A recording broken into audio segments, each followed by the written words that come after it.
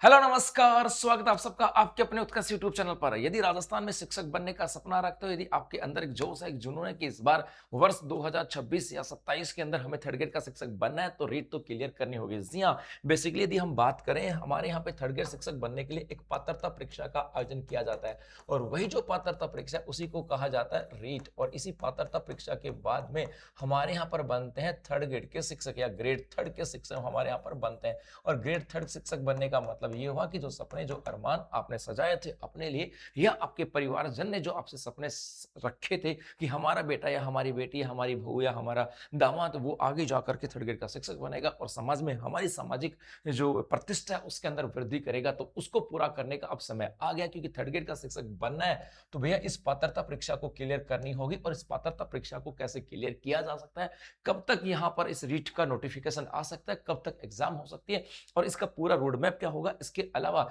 इसके अंदर फॉर्मूला क्या, फॉर्मूला का मतलब कितने सारे क्वेश्चन आते हैं, कितने अंक का होता है, कितना पेपर होगा, इसके अलावा वहां पे कैसे कौन कौन से सब्जेक्ट होते हैं और उस सब्जेक्ट के अंदर हमें पर्टिकुलर किस बात के ऊपर सबसे अधिक फोकस करना है। क्योंकि जब तक हमें ये नहीं पता कि सब्जेक्ट के अंदर हमें इन चीजों पे फोकस करना, तो फिर स्कोर नहीं होगा। हाँ, ये जरूर याद रखना, ये जो एग्जाम है एक पात्रता परीक्षा है और इसके बिहाफ पर हम शिक्षक नहीं बनते, लेकिन हाँ, इसके बिना भी शिक्षक नहीं बन सकते क्योंकि पात्रता परीक्षा करने के पास करने के बाद ही हम थर्ड ग्रेड के एग्जाम में बैठ पाएंगे। जी तो स्वागत है आपका सेशन के अंदर। जी, रीट 2026-27 सफलता की अचूक रणनीति, लेवल 1 और लेवल 2 परीक्षा पास करने का मास्टर प्लान। क्या है ये मास्टर प्लान, उसी की चर्चा करने वाले हैं। बेसिकली हो सकता है आप लोगों के मन में एक कंफ्यूजन तो ये कि सर इस रीट का नोटिफिकेशन आने वाला कब है। दूसरा हो सकता है कि भैया इसकी एग्जाम कब होगी। तो दोनों की बात करें तो यहां से मिशन शुरू हो चुका है, तय सीमा भी लगभग लगभग क्लियर हो चुकी। हो सकता है थोड़ा बहुत ऊपर नीचे हो जाए, लेकिन लगभग लगभग क्लियर है। क्योंकि पहले तो यह भी कहा गया था कि बोर्ड एग्जाम के बाद रीट का नोटिफिकेशन जारी कर दिया जाएगा, लेकिन किसी कारणवश बोर्ड के एग्जाम के बाद रीट का नोटिफिकेशन जारी नहीं हुआ।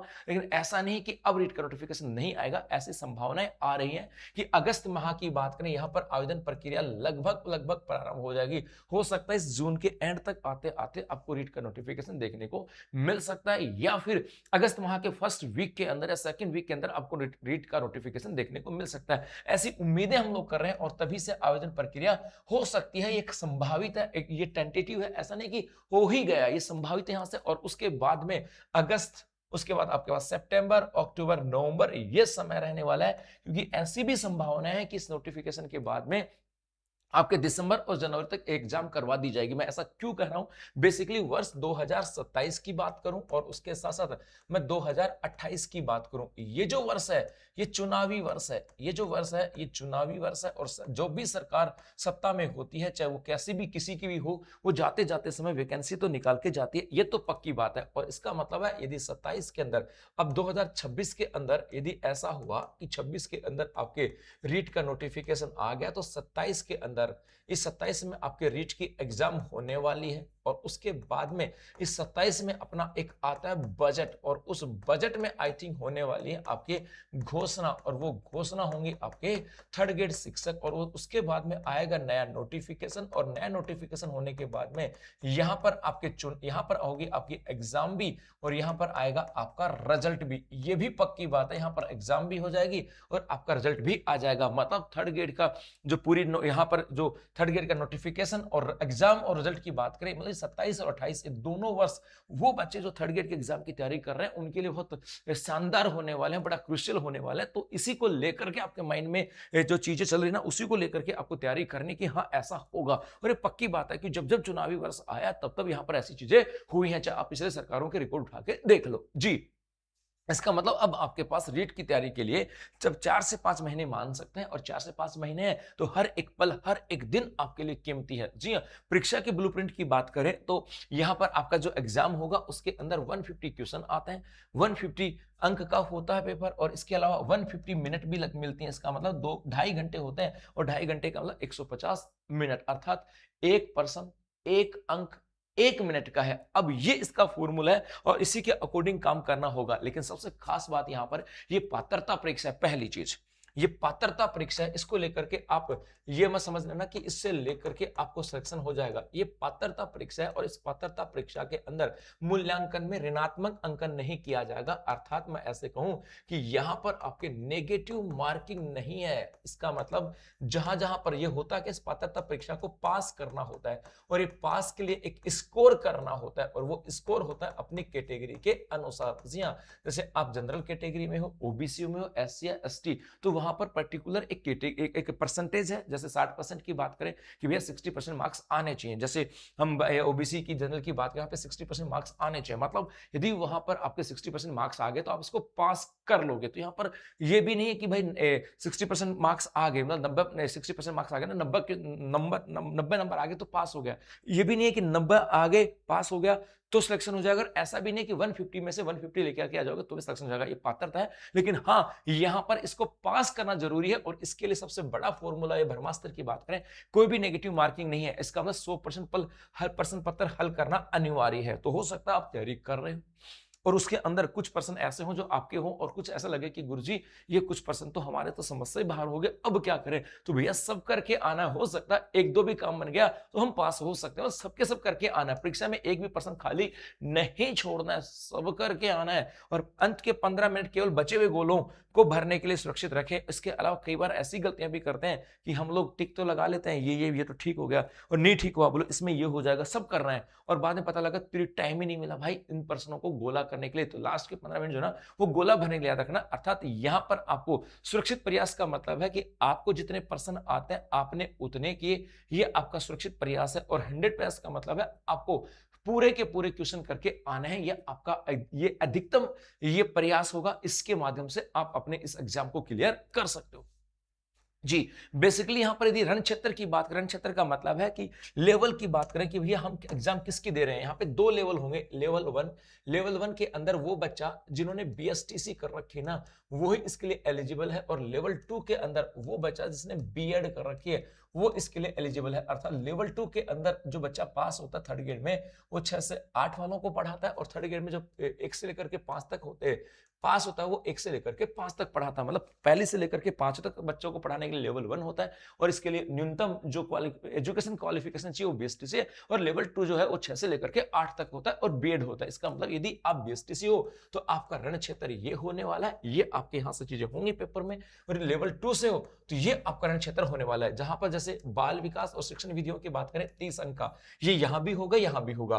प्रथम भाषा, यहाँ पे लैंग्वेज होती है, 2 लैंग्वेज होती है। पहली भाषा सपोज करो आपने हिंदी ली, आपके भी सेकंड भाषा यहां पर अंग्रेजी ले सकते हो, संस्कृत ले सकते हो, 30 अंक का। तो ये तो दोनों के होगा। इसके अलावा लेवल 1 के अंदर अब हमारे यहां पर गणित के आते 30 अंक और एक पर्यावरण अध्ययन के आते हैं आपके 30 अंक। तो यहां पर आपके 1 2 3 4 और 5 सेगमेंट होते हैं।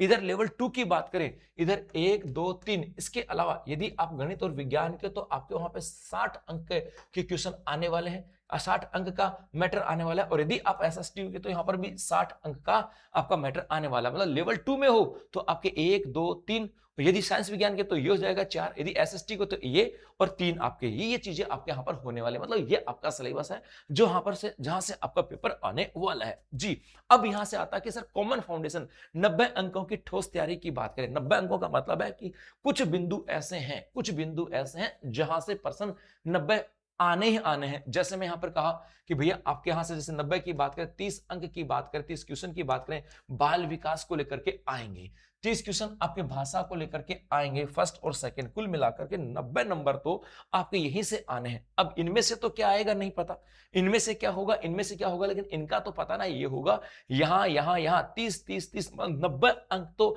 आपके है ही हैं। और यदि 90 में से 90 आगे तो ही मामला क्लियर हो जाएगा। लेकिन ये तो मतलब कॉमन फाउंडेशन है जो 90 अंकों की ठोस तैयारी को लेकर के। तो ये 90 अंक दोनों लेवल में सफलता की मुख्य कुंजी है। चाहे आप L1 हो चाहे L2 हो, उनमें यदि रीड पास करना चाहते हो तो ये उसके लिए सफलता की कुंजी है साहब।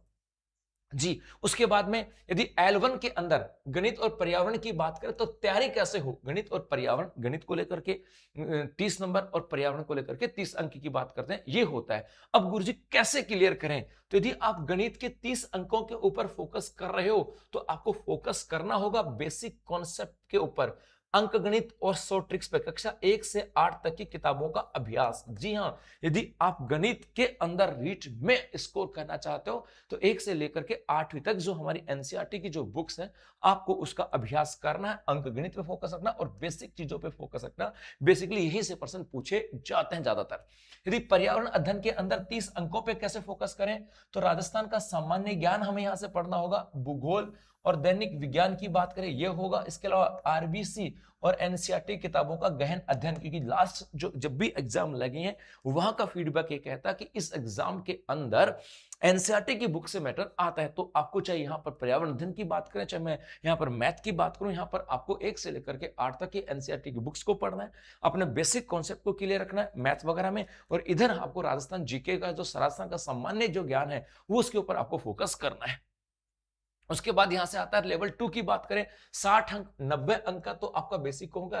अब 60 अंक के अंदर यदि आप मैथ और साइंस वाले हो, साइंस मैथ वाले, तो आपके 60 क्वेश्चन आएंगे। इसके लिए आपको फॉर्मूले पे याद रखना पड़ेगा, न्यूमेरिकल्स भी आपकी होनी चाहिए, प्रैक्टिस और विज्ञान के कॉन्सेप्ट। और इसके अलावा एनसीईआरटी की बात करें, इस एनसीईआरटी में 1 से लेकर के और आप 10वीं कक्षा तक पढ़ सकते हो। 1 से लेकर के 10वीं कक्षा तक को अच्छे से फोकस कर लेना, अच्छे से तैयारी कर लेना। यदि सामाजिक अध्ययन की बात करें तो आपको राजस्थान का इतिहास, पॉलिटी, ज्योग्राफी, इनके ऊपर फोकस करना होगा। और इसके साथ साथ आप 1 से लेकर के 10वीं कक्षा तक की जो एनसीईआरटी है ना, इस एनसीईआरटी के अंदर जो हमारा राजस्थान वाला कॉन्सेप्ट है उसको अच्छे से देखना, क्योंकि वहीं से क्वेश्चन आते हैं। मतलब यदि सफलता प्राप्त करना चाहते हो तो आपको आपकी रणनीति का पता होना चाहिए, वहां से कितना स्कोर होगा, कितने नंबर आते हैं और किन किन चीजों पे फोकस करना चाहिए। यदि आपकी सटीक तैयारी है, आपका विजन क्लियर है, आपका मिशन क्लियर है, तो फिर सिलेक्शन लेने से कोई रोक नहीं सकता, सफलता से कोई रोक नहीं सकता। क्योंकि यही जो तैयारी है ना, यही तैयारी, यही आपकी रीट की तैयारी, यही जो आपकी रीट की तैयारी है, यही रीट की तैयारी आगे जाकर के आपके थर्ड ग्रेड के एग्जाम में काम आएगी। क्यों बोला मैंने? क्योंकि यहां पर भाई थर्ड ग्रेड के एग्जाम दोगे तो वहां पर भी तो यही सब्जेक्ट होंगे। एसएसटी वालों के लिए एसएसटी वाला होगा, थर्ड ग्रेड वालों के लिए वही आपकी चीजें होंगी। साइंस मैथ वालों के लिए साइंस मैथ होगा तो काम आएगी यहां से। यदि L1 की बात करें तो यहाँ पे पर्यावरण अध्ययन भी होगा, गणित भी होगा, कुछ चीजें, हाँ कुछ चीजें जुड़ जाएंगी, लेकिन ऐसा नहीं कि सब कुछ बदल जाएगा, ये तो वहां से होने वाले। तो यही थर्ड ग्रेड के एग्जाम, यही थर्ड ग्रेड की तैयारी आपके उस मिशन को और आपका जो लक्ष्य है उसको पूरा करने में आपका सहयोग करेगी।